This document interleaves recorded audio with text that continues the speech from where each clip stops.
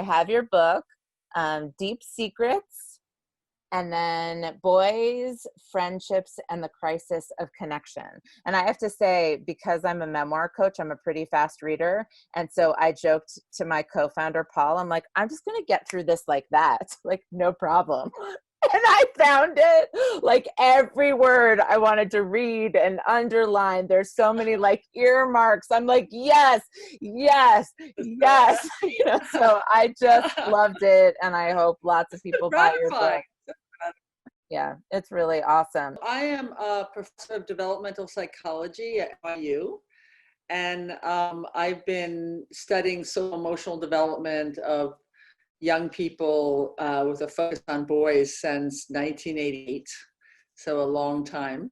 And I have been focused particularly on boys' friendships because they tell a story that we don't normally tell in our culture. So the urgency of telling a story, particularly now, becomes apparent. It was even urgent decades ago, and it just become increasingly so over the past few decades. And I'm also founder of a Think and Do Tank, the project for the advancement of our common humanity, that brings together what I'm calling the science of human connection, underscores who we are as human and our desire for relationships, gets in the way, which is our culture that doesn't value what we need as humans, and then how that leads to a crisis of connection. And you see that in boys and young men. You know, what boys struggle with is something we have in the culture around what it means to be a boy and a man, but that's really infiltrates to all people. This pressure to not vulnerable and to man up is something certainly boys and men experience, but girls and women do too in many ways. And so it's a horrible system for everybody, because it really is clean with our nature. And so I just think the attention to boys and young men for me is really because they tell us that. They directly tell us that they're living in a culture that doesn't match their nature. And so they're the sort of ones that are at the top of the mountain, that, hey, there's a problem here. And so we need to listen, which is why I focus on boys and men. So basically, this is in the middle of an interview. 15-year-old Justin and his interviewer, Jose, sit in the late afternoon. Justin is being interviewed for my school-based research project on boys' social-emotional development. And the first set of questions I asked him is Justin's friends in general. And he responds, discussing his work of peers in school. Turning to the topic of close friendship, he says, quote, "My best friend and I love each other. That's it. You have this thing that is deep, so deep it's within you, you can't explain it. It's just a thing that you know that person is that person. And that is all that should be important in our friendship. I guess in life, sometimes two people can really, really understand each other and really have a trust, respect, and love for each other. It just happens. It's human nature." I mean, it's really beautiful. I mean, no, really, seriously. But Kimmy, I have to say that quote is a beautiful one. But when I reread the book, oftentimes I reread it just because it's interesting to me to reread quotes. The quotes from all the boys, hundreds of boys are like that. Yes. I mean, what's amazing is that not cherry picked. That's like hundreds and hundreds of boys sound like that when they talk about their close friendships or their desire for close friendships. And that's been the most remarkable thing, is this is not like I'm picking, a couple very articulate boys and then quoting them. That's what boys sound like, right? Yes. I mean, I think that's an important message to your listeners, is that's normal. That's what boys sound like. It's not an unusual boy, not a particularly sensitive boy. It's what boys sound like. Right, that you said something about how when boys have close friendships, they talk about that relationship with reverence and love, and that they're all really pretty much the same. Yeah. And then the boys who don't have that, they talk about the yearning for it. And can you talk about how they discuss the absence of it, or the possible absence of it? Because I feel like that's the heart of where mental health goes so wrong. Right. Is the lack of intimacy. So I wanted you to speak about that. It's really been, thousands of boys at this point, many more than when I wrote that book. And you hear a story over time. So in early adolescence and middle adolescence, you hear this very emotional kind of responses, you know, again, when asked in a safe context where they don't know, where they know they won't be mocked for it. They'll reveal these very intimate feelings about either having close friendships or wanting those friendships, and feeling like they, you know, they struggle to find them. And then as they get older and reach late adolescence, you start to hear either more of the yearning for it and not being able to find it, and the frustration with not being able to find the clothes that they seek, or you hear that classic sort of stereotypic voice where you hear boys sort of checking out. So they'll say, you know, I don't have a close, and you know, basically saying, and it's fine, it's cool, it doesn't matter. And so you hear them sort of, you know, claiming not to care anymore. So the voice of desire that you hear in late adolescence, as well as the voice of not caring, are two sort of examples of the types of what late adolescent boys sound like. And the reason there's a shift is it's really just the pressure in American culture to man up.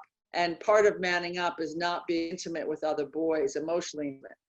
So the real pressure to not be emotionally intimate, and that being still seen, even in you know, increasingly enlightened society, it's still seen as girly and gay. And so the fact that we have taken core human capacities and needs and gem is the problem. So it's not that the problem is that boys want to be girls or gay people. That is, of course, a problem because it's misogyny and homophobia. The deeper problem is that we've gendered and sexualized core human capacities. And then, of course, we've demeaned being girly and gay. But the idea is that the starting point of the problem is that we've gendered something that is human. The fact that our emotions and our vulnerability and our capacity to have close relationships and our desire for close relationships is just a human need and capacity. It's just a human, it's who we are as human. And so it's only American culture and cultures like ours that gender is completely core human capacities and needs, and then demeans them and makes them as if they're lame and soft, which is lame in this culture. Because you do talk about other cultures having a different comfort with physical, like with men being physical or affectionate. So I think about Argentina, let's say, and men could be more affectionate, more emotional, more connected. And yet every 23 hours a woman is raped and killed there. And so you're still dealing with such female violence and misogyny. And I am just curious about that. It's an important distinction because in fact, oftentimes the cultures where you have more male intimacy is because the women are excluded entirely from that intimacy. So it's more gender divided society. So it's That's not actually just because you have cultures that are more emotionally intimate doesn't mean that somehow that means the same thing as it does in our culture, because that's really about, you know, men and women being much more segregated from each other in their lives. And so that ultimately close relationships with women are not tolerated. You know, I'm generalizing massively. No, I know. It's a big question. Rigid society. That's why I would question, even if men can be physically intimate in certain cultures, I do think emotional intimacy between men used to happen in this culture, many other cultures earlier in our history. And I don't think you have cultures now that allow for the kind of emotional intimacy between men. And that to me is a modern phenomenon, that emotional intimacy is to be kept for your wife, right? Or just to be kept within you. It's not supposed to be shared with other men. And so the idea is that even if they look more physically intimate, it doesn't necessarily mean they feel more physically, more intimate with the other person. So I don't think there's there's not a culture that somehow does it right and we do it wrong, but I think like it's all messed up and we need to figure it out, right? No, exactly. But I'm just saying, but I do think we are in denial of how macho our culture is. I mean, we live in a macho culture, and we somehow think that other cultures are macho, Latin American culture, Middle Eastern culture, you know, that's macho culture, but our culture is somehow anti-macho. It's not true at all. Right. We just are macho in different ways. I mean, we're just as macho as those other cultures. And that machismo creates that sort of barrier between, equating emotions. I mean, emotions are what humans have. We need our emotions, and then make them somehow associated with a demeaned gender and a sexuality. I mean, it's just, it's as kids will say directly, boys will say, it's crazy. It's just crazy because it's it has nothing to do with who we are as humans, and yet we've constructed this thing that is so oppressive to so many people. You have to change the culture, and the way you change the culture, because we change the culture all the time, is by doing exactly the kind of thing you're doing right now, is spreading the word about the we are as human, right? And that's the way, not who boys are, but actually who we are as humans. The thing that struck me was when I was searching for a program, the only thing I found was run by a social worker, and they were learning the names of feelings and how to connect with others. And it was just a little group, and it cost $75 an hour, and we couldn't really afford that. And I just kept thinking, this is a human right. We all have these human emotions. We have such mental illness in this country, and no one's taught how to handle their emotions, how to regulate their emotions, how to have granular identity words for their emotions. And so it was so upsetting. And so I obviously talked to my boys about it. And so my older son the other day was upset about something. He goes, all of my emotions are good, all of them. I just don't know how to deal with them. They're very astute observers of the world, basically, young kids and young boys and young girls. And we oftentimes don't listen to them. We think we have to teach them everything, but the reality is they can teach us a lot. So, and as we start to, we start to unlearn what we know as humans as we get older. That's true. So I'll give you an example. So my son, when he was 5, he was the same age as your son. I was going through a divorce time, and it was I was trying very hard as a mom to be sort of happy when he was home, and when I was home, so that it wasn't a sad place to be in our home. So I came home from work one day, and I had a big smile on my face. I said, "Raphael, how are you? So nice to see you. What did you do today?" And he looked at me and he said, within a second, Kimmy, he said, "Mommy, why do you cry? Why do you smile when you're feeling sad?" And I just, it was so, I had the same reaction to me. It actually still makes me cry. I totally, I'm having the same reaction as you are. Yeah. And what was so incredible is that here's a 5-year-old, and he's not special in any way. That's a 5-year-old boy, besides being my son. And what he was really saying is, "Mommy, why are you faking an emotion?" And at some level, that's what we should all be asking ourselves. Why fake emotions? Why do we pretend that we're feeling happy when we're feeling sad? Why do we pretend that we're not fearful? Why do we pretend we're not vulnerable? And I just love that you have a 5-year-old boy just naming it. Why are you doing that? Why are you doing that? And I remember when he did it, I, of course, started to tear up. And I said, of course, I don't really remember what I said, but I said something like, "Oh no, Raphael, I am happy." I mean, just, "I'm happy for you." You're like, "You're wrong, but you're not right." Exactly. But the point is, what I really should have said, I really should have told him the truth. Yeah. That basically I do feel bad because, I do feel sad because Mama and Papa are not together anymore, but I'm so happy to see you. And so that smile is real, when I see you, because you make me so happy. And in some ways, if we spoke to our children that, think of how healthier it would be if we actually confessed, "Yeah, I do feel sad, but I also feel happy. I also feel happy when I see you." Yeah. And I just think that's the kind of socialization that we could do, honesty with our children. And also that and talk about our own emotions. I was going to say that emotional nuance too. I mean, I'm 48 and I'm just learning to be like, "Oh, I feel this and I feel this, and they're both true." Right? And I feel that. Exactly. It doesn't have to be so compartmentalized.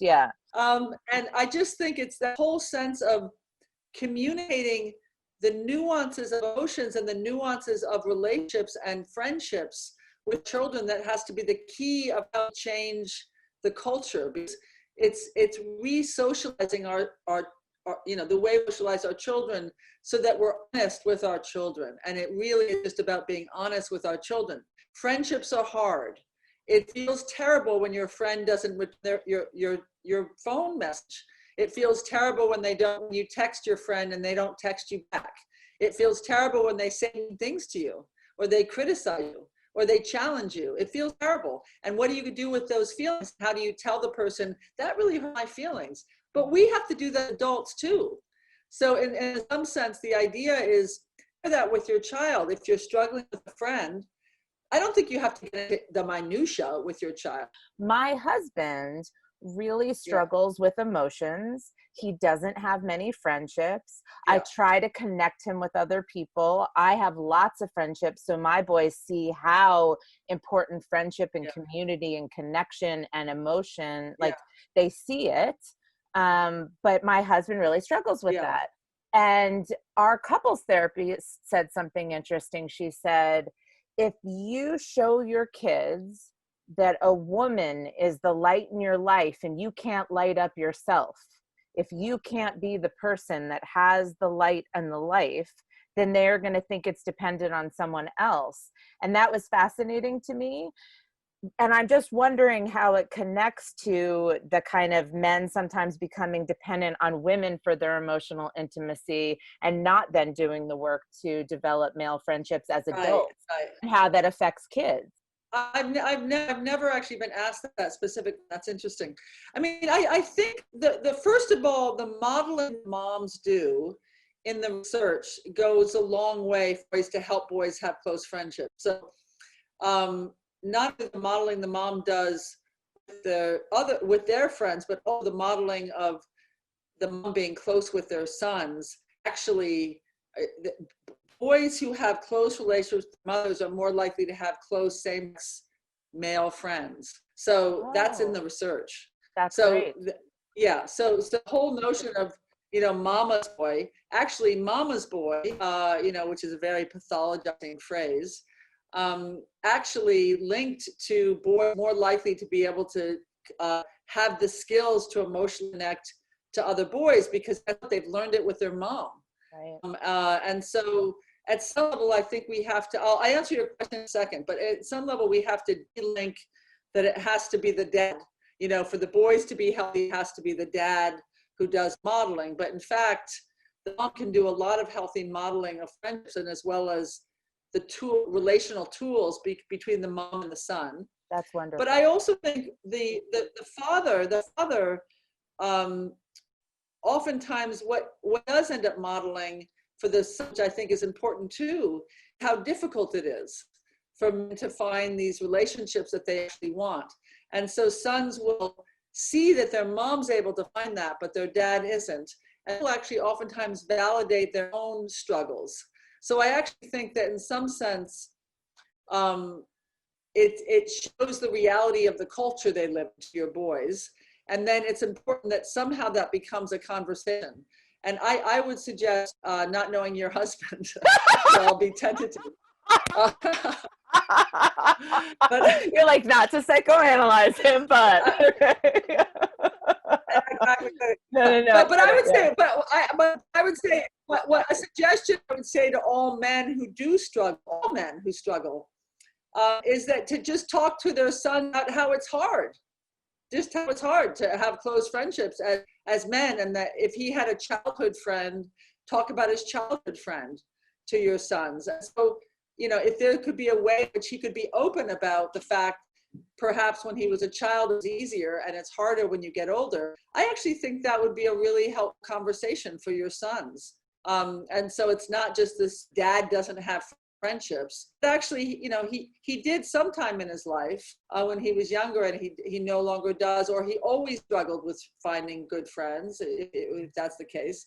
But I just think that kind of, again, Kimmy, that kind of honesty with our children about what's going on will go a long way. I was going to say, because then it acknowledges the context, the culture, and how that influences. Exactly. And so then the kid feels less alone in their experience because they're told, okay, this might be a challenge. Exactly. Right? Yeah. And the biggest thing I get from teenage boys is I thought I was the only one. Oh. I thought I was the only one who wanted friendship.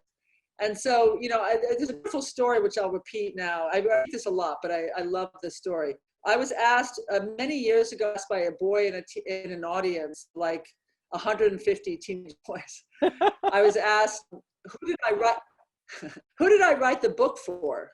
Who did I write Deep Secrets for? It was a great question. And I said, well, parents and teachers. And he said very clearly, he said, why didn't you write it for us? And I said, oh, wow. And he said, because then we would feel less alone. Oh. I mean, come on, if you want to cry, that's a cry. That is. Yeah. No, I mean, basically, the whole thing is that once you know, this is a part of the solution, Kimmy. Yeah. You got to normalize. You got to normalize. So that quote that I just read, I'll tell you another story. The quote that I just read, I had boys in a classroom in an all-boys school read that quote. And when they finished reading the quote, they all started giggling and laughing. And I said, why are you laughing? And I, you know, I knew why they were laughing. Finally said, tell me why you're laughing. And they said, well, the dude sounds gay. And I said, well, you know, let me tell you, I didn't add a sexuality, but most boys, these were 12-year-old boys speaking to. I said, most teenage boys sound like this at some time when they're a teenager. That's what teenage boys sound like. And they were totally quiet. And then one of the boys said, for real? And then I said, yeah, for real. That's what teenage boys sound like. And then within a second, the whole conversation in the classroom was all those 12-year-old boys who just had laughed at that quote started talking about their own friendships and their own desire friendships and how they were close to this boy and they're no longer close. I mean, it opened up the conversation. And all I did was to say, sounding like that. Yeah. No, I know. I mean, all I said is that quote, that's normal. That's what boys sound like. That's what teenage boys sound like. I promise you that's going to have a massive impact on them. As they get older, they'll remember that classroom because basically that classroom was the classroom in which learned that it was normal to want close friendships and to have close friendships. And so ultimately, as they struggle with it, they won't think that they're the only ones who want it. If you present boys as certainly sort of assholes, violent assholes, that's a problem, obviously. But also if you present boys as just victims of patriarchal, hyper-masculine culture, that's also a problem because the ways boys push back against masculine ideology and actually talk about what they want and what they need, that story gets lost. And if we lose that story of resistance where they're pushing back and saying, I want to cry, I want to have a close friendship. If we lose that story, then the story is just that they're either passive victims of a culture or passive victims of their biology.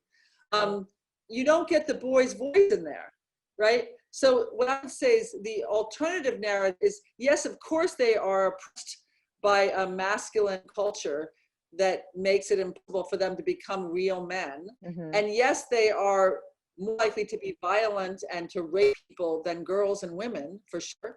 But in between two narratives is that they have an extraordinary human capacity to resist a culture that hurts them, which is what you hear in those quotes when they say, I love him so much, I can't live without him. That is resisting the culture.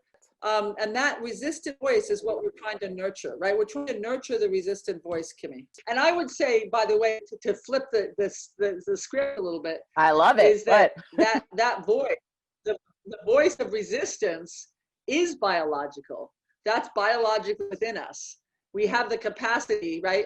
We have the capacity to say no. Right? That's a biological capacity to say, nope, not going to do it.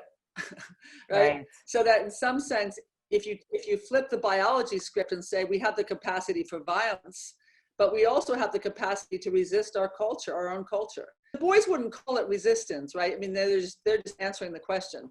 But as adults, we see it as resistance because they're telling a story they're not supposed to tell.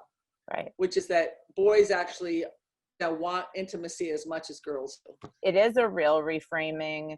And what I really like about it, it's kind of what your son taught you, and this idea of listening to boys be who they are and letting them emerge, just as we should do with everyone and our friends. Like, instead of projecting what we think they are, to really listen to them. The thing I want to also repeat to your listeners is that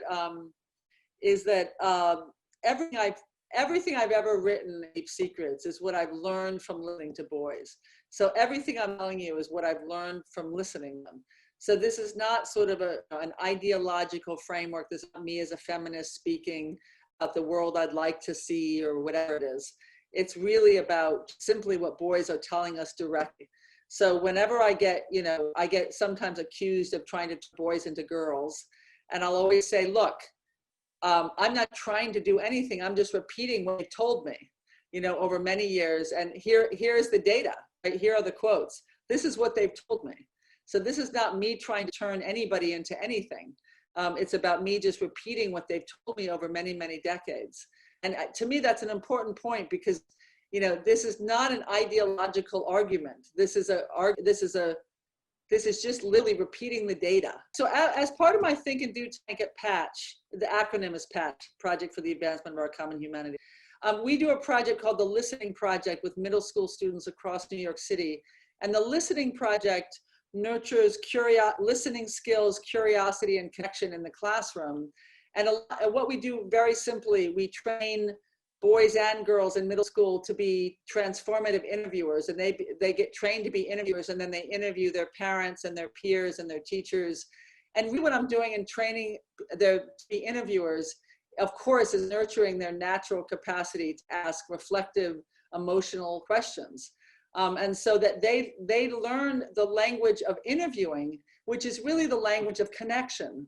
Right. Because the way we, when we actually do an interview, we come to know another person in a deep way, right? When it's a good interview and you're asking good questions. We don't look at this enough, which that at the root of all good connection is curiosity.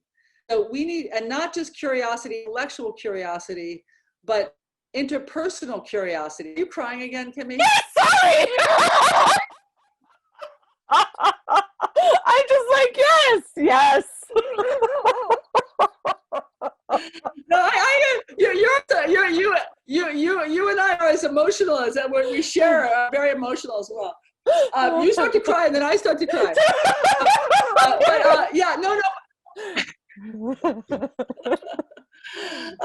But that notion of, it's a fundamental human thing. That notion is that you got to nurture interpersonal curiosity, because that's the root of how we become close to people. We say, look at a person we want to be close with, and we say, hey, who are you? What do you like? What do you believe in? What kinds of friendship do you want? If you're a young person, do you want to play this game? What kind of game do you like to play? The whole point is that interpersonal curiosity from the birth of speech, right? From when we start to speak to when we die, that's key to all our connections, is having that interpersonal curiosity. And we are in a culture that is not interpersonally curious. We are fascinated by ourselves.